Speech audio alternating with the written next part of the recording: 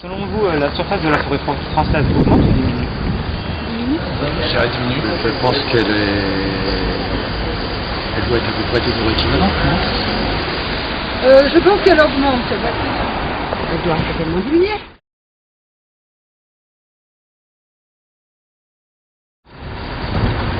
C'est correct. Je pense que je fais pas attention. D'accord. Je vais pas souvent en forêt.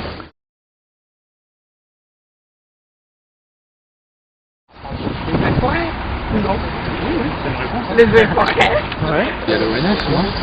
C'est l'ONF.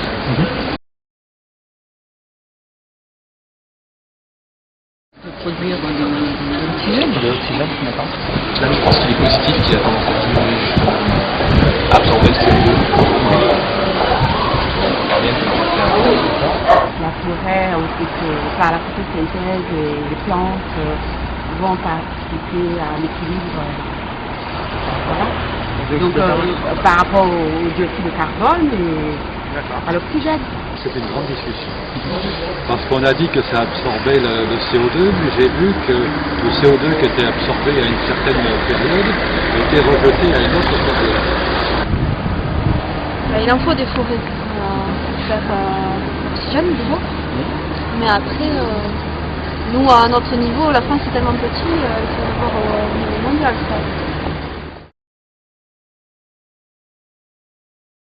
Puis le carbone. Puits de carbone. Non. Non? Franchement, non. Le puits de carbone. Oui. Non. Est-ce que vous avez déjà entendu parler de la notion de puits de carbone? Non. Non?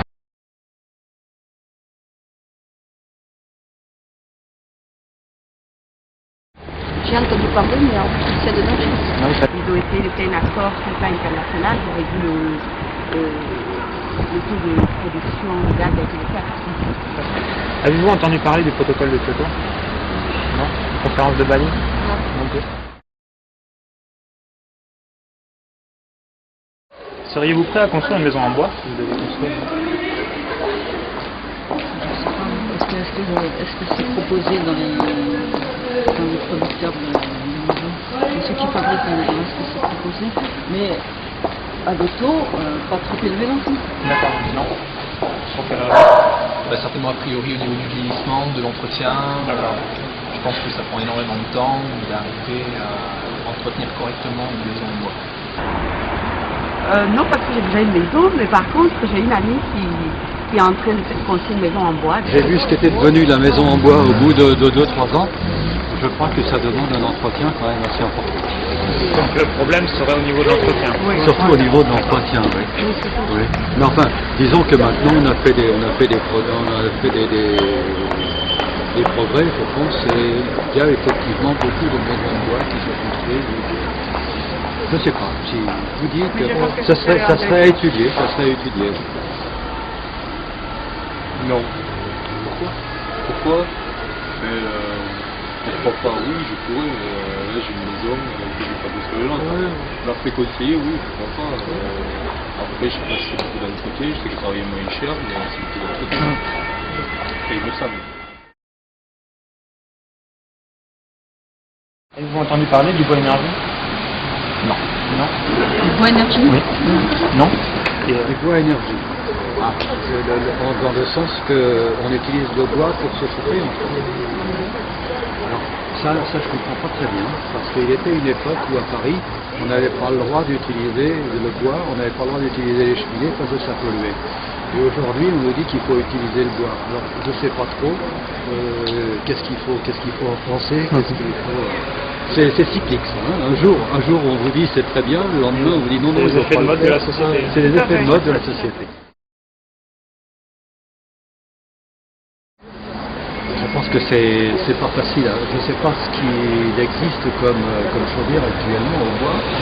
Mais enfin, quand vous avez des poêles à bois, il faut vider les cendres, il faut recharger votre. C'est un problème de maintien de chauffage. Ça, malheureusement, on n'est pas informé là-dessus.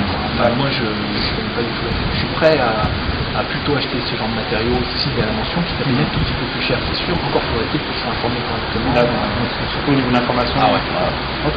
Bon, bah, très bien. Il faut participer à à la protection de la forêt et je pourrais, mais le grand problème qui se pose toujours, c'est un problème économique.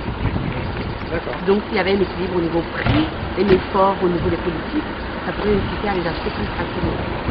Et donc, que pensez-vous de cette certification, pardon? Je trouve qu'elle est bonne, comme ça on peut mieux se repérer et pas faire de mauvais choix.